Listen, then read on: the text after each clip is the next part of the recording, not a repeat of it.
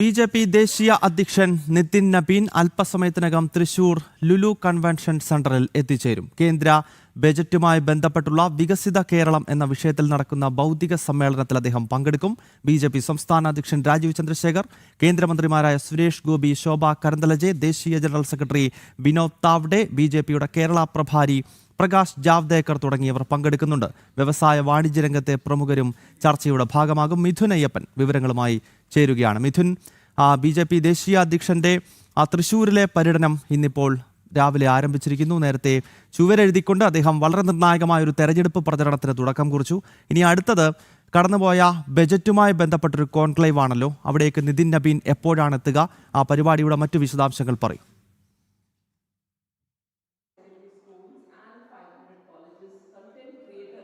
തീർച്ചയായിട്ടും കേരളത്തിൻ്റെ രാഷ്ട്രീയ സാഹചര്യങ്ങൾ ഗതി മാറി ഒഴുകിയിട്ട് കുറച്ച് കാലങ്ങളായെങ്കിലും അത് രാഷ്ട്രീയമായി അതിനെ ഒരു തെരഞ്ഞെടുപ്പ് തലത്തിലേക്ക് അത് പ്രതിഫലിക്കുന്നത് കഴിഞ്ഞ തദ്ദേശ തെരഞ്ഞെടുപ്പിലും അതുപോലെ തന്നെ വരാനിരിക്കുന്ന നിയമസഭാ തെരഞ്ഞെടുപ്പിലുമാകും എന്നുള്ളത് രാഷ്ട്രീയ നിരീക്ഷകർ ഐക്യകണ്ഠേന വിലയിരുത്തുന്ന ഒന്നാണ്. അതിൽ മറിച്ചൊരു അഭിപ്രായമില്ല. ഇത്തവണത്തെ നിയമസഭാ തെരഞ്ഞെടുപ്പിൽ വലിയ മാറ്റങ്ങളും ഉണ്ടാകുമെന്ന് എല്ലാവരും അഭിപ്രായപ്പെടുന്നുണ്ട്. അതിൻ്റെ ഒരു കാഹളമാണ് ഇന്ന് മുഴങ്ങിയിരിക്കുന്നത്. അത് ചുവരെഴുത്ത് നടത്തിക്കൊണ്ട് ബി.ജെ.പിയുടെ ദേശീയ അധ്യക്ഷൻ നിതിൻ നബീൻ തുടക്കം കുറിച്ചിരിക്കുന്നു. ഇപ്പോൾ അതിനുശേഷം അദ്ദേഹം ഞാനിപ്പോൾ നിൽക്കുന്ന ലുലു കൺവെൻഷൻ സെന്ററിലേക്ക് എത്തുകയാണ്. ഇവിടെ കേന്ദ്ര ബജറ്റ് 2026 കേന്ദ്ര ബജറ്റും വികസിത കേരളവും എന്ന വിഷയത്തിൽ ഒരു ചർച്ച നടക്കുന്നു. ഈ ചർച്ച അതിൻ്റെ പ്രാഥമിക ഘട്ട നടപടികൾ ആരംഭിച്ചു കഴിഞ്ഞു. ഇവിടെ പ്രമുഖരായിട്ടുള്ള വാണിജ്യ വ്യവസായ രംഗത്തെ പ്രമുഖരായിട്ടുള്ള ആളുകൾ ഇവിടെ എത്തിച്ചേർന്നിട്ടുണ്ട്. ഏതാണ്ട് 250-ലധികം വ്യവസായ പ്രമുഖരാണ് ഇവിടെ എത്തിച്ചേർന്നിരിക്കുന്നത്.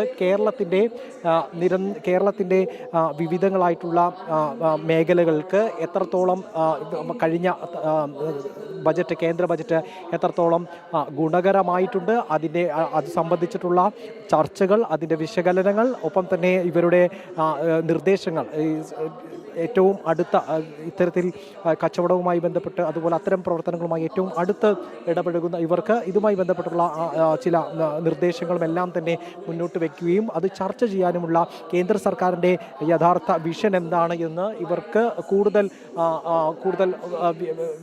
കൂടുതൽ വിശകലനം ചെയ്യുന്നതിന് വേണ്ടിയിട്ടുള്ള ഒരു നീക്കം, ഒരു വേദി കൂടിയാണ് ഇപ്പോൾ കേന്ദ്ര ബജറ്റും വികസിത കേരളവും എന്നുള്ള രീതിയിൽ ഇവിടെ നടത്തിയിരിക്കുന്നത്.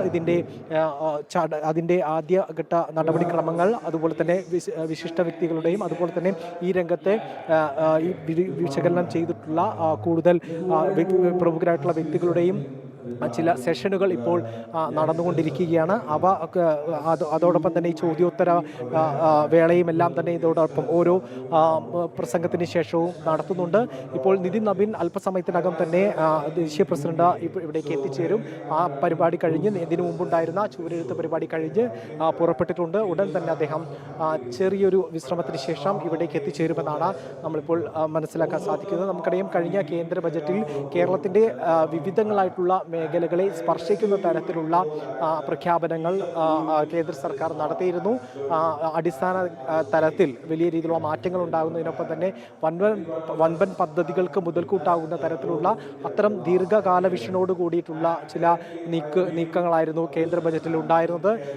അതിനെ വ്യവസായികളെല്ലാം തന്നെ വലിയ രീതിയിൽ പിന്തുണച്ചിരുന്നു. ഒരുപക്ഷെ രാഷ്ട്രീയക്കാർ അതിനെ വലിയ രീതിയിൽ, വിവിധ രാഷ്ട്രീയ കക്ഷി നേതാക്കൾ അതിനെ വലിയ രീതിയിൽ വിമർശിക്കുന്ന ഒരു സാഹചര്യം ഉണ്ടായത്. ഏതൊരു ബജറ്റ് ഉണ്ടാകുമ്പോഴും കേന്ദ്രത്തിനെതിരെ വിമർശനം ഉന്നയിക്കുക എന്നുള്ളത് അവരുടെ ഒരു രാഷ്ട്രീയ ദൗത്യം തന്നെയാണ്. പക്ഷേ എന്നിരുന്നാൽ യാഥാർത്ഥ്യം ഉൾക്കൊണ്ടുകൊണ്ടുള്ള പ്രതികരണം ഉണ്ടായത് ഇത്തരത്തിലുള്ള വാണിജ്യ വ്യവസായ, അതായത് മിഥുൻ, ഈ വികസിത ഭാരതം എന്ന 2047 നമ്മുടെ പ്രഖ്യാപിതമായിട്ടുള്ള ലക്ഷ്യം, ആ ലക്ഷ്യത്തിലേക്കുള്ള ചുവടുവെപ്പാണ് നിർമ്മല സീതാരാമൻ അവതരിപ്പിക്കുന്ന ഓരോ ബജറ്റുകളും. പക്ഷേ ആ ബജറ്റിനെതിരെ വലിയ വിമർശനമുണ്ടാകുന്ന ചുരുക്കം സംസ്ഥാനങ്ങളിലൊന്നാണ് കേരളം എന്ന് പറയുന്നത്.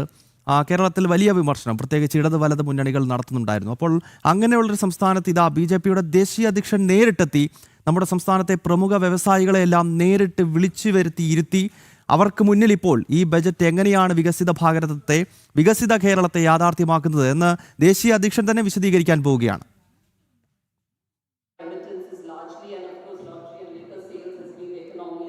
തീർച്ചയായിട്ടും അതാണ് പറഞ്ഞത്. എന്താണ് കേന്ദ്ര സർക്കാരിൻ്റെ യഥാർത്ഥ വിഷൻ, ഈ പ്രഖ്യാപനങ്ങളുടെ അന്തസത്ത എന്താണ്, എങ്ങനെയാണ് ഒരു ദീർഘകാല അടിസ്ഥാനത്തിൽ കേരളത്തിൻ്റെ അടിസ്ഥാന വികസനത്തിനും വൻപൻ പദ്ധതികൾക്കും ഗുണമാകുന്നത് എന്നത് സംബന്ധിച്ച് വിശദമായിട്ടുള്ളൊരു വിശകലനം തന്നെ ഈ ഒരു ഘട്ടത്തിൽ ഉണ്ടാകുമെന്നാണ് നമ്മളിപ്പോൾ കരുതുന്നത്. ഇപ്പോൾ നമ്മോടൊപ്പം TS പട്ടാഭിരാമൻ ഇവിടെയിട്ടുണ്ട്, കല്യാണിൻ്റെ MD. സാർ, എങ്ങനെയാണ് ഈ ഇനീഷ്യേറ്റീവിനെ കാണുന്നത്? കേന്ദ്ര ബജറ്റും അതിൻ്റെ വിശകലനത്തെ എങ്ങനെയാണ് കാണുന്നത്? തീർച്ചയായും നല്ലൊരു ഇനീഷ്യേറ്റീവാണ്. കാരണം ഇത് ഫേസ് ടു ഫേസ് ഡിസ്കഷൻ ആണല്ലോ. അപ്പോൾ നാഷണൽ ലീഡറാണ് വന്നിരിക്കുന്നത്.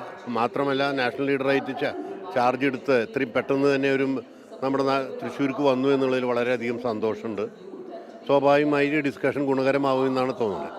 ബജറ്റ് പ്രഖ്യാപിക്കുന്ന സമയത്ത്, അതിനെ വലിയ രീതിയിലുള്ള ബജറ്റ് പ്രഖ്യാപിച്ച സമയത്തിൽ അതിൽ കേരളത്തിൻ്റെ അടിസ്ഥാന വികസനത്തിനും ദീർഘകാല വികസനത്തിനും ഗുണകരമാകുമെന്നുള്ള വിലയിരുത്തലുകൾ ഉണ്ടായിരുന്നു. എങ്ങനെയാണ് ഈ ഘട്ടത്തിൽ കഴിഞ്ഞ ബജറ്റിനെ അടക്കം വിലയിരുത്തുന്നത്? കഴിഞ്ഞ ബഡ്ജറ്റ് വളരെ നല്ലതാണെങ്കിലും ധാരാളം പേർക്ക് സംശയങ്ങൾ ബാക്കിയുണ്ട്. അതിന് മുമ്പിലത്തെ ബഡ്ജറ്റ് ഏറ്റവും പ്രധാനം GSTയുടെ കാര്യത്തിൽ വളരെ റെഡ്യൂസ് ചെയ്തു. അത് വലിയ റെവല്യൂഷണറി ചേഞ്ചായിരുന്നു. അതേ 1 ലക്ഷം രൂപ 12 ലക്ഷം രൂപ വരെ ഇൻകം ടാക്സ് ഒഴിവാക്കിയതും വലിയ റെവല്യൂഷണറി ചേഞ്ചായിരുന്നു. സ്വാഭാവികമായിട്ട് കേരളത്തിൽ തന്നെ ആദ്യമായിട്ട് ഇവിടെ തൃശ്ശൂരിൽ നിന്നാണ് ഒരു MP വിജയിച്ചത്. അപ്പോൾ തൃശ്ശൂരുകാരെ സംബന്ധിച്ചും വലിയ പ്രതീക്ഷകൾ ഇവിടെയുണ്ട്. ആ പ്രതീക്ഷകൾ നിറവേറ്റാൻ ഗവൺമെൻറ് ശ്രദ്ധിക്കണം എന്നാണ് എനിക്ക് പറയാനുള്ളത്. തീർച്ചയായിട്ടും. എന്താണ് പറഞ്ഞു കഴിഞ്ഞു സാർ?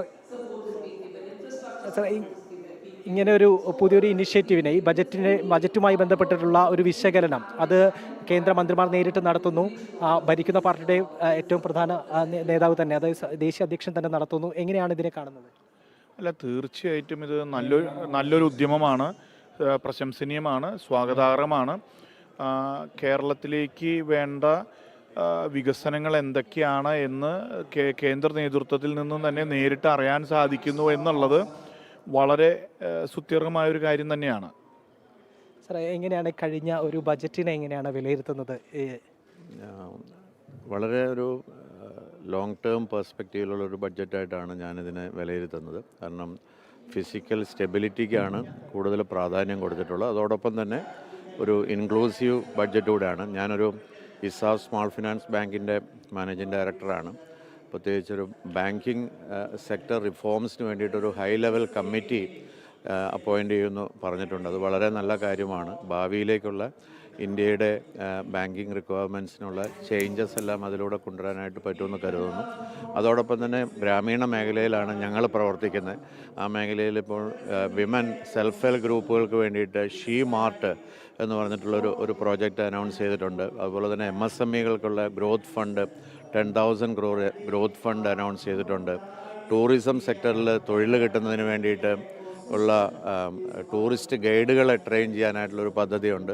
തീർച്ചയായിട്ടും ഇതെല്ലാം പ്രത്യേകിച്ച് ടൂറിസം രംഗത്തൊക്കെ കേരളത്തിന് ഇത് വളരെ പ്രയോജനപ്പെടുത്താനായിട്ട് സാധിക്കുമെന്നുള്ളതാണ് എനിക്ക് തോന്നുന്നത്. Thank you. ഇസാഫിൻ്റെ MD ആണ് നമ്മുടെ പ്രതികരിച്ചത്. സാർ, ഓക്കെ, പറയൂ. ഓക്കെ, തീർച്ചയായിട്ടും.